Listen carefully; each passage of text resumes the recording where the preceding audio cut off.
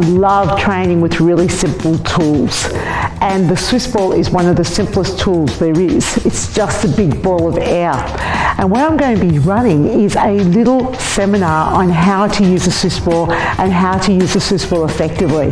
Most of us have one rolling around in our houses, or we've seen one at the gym.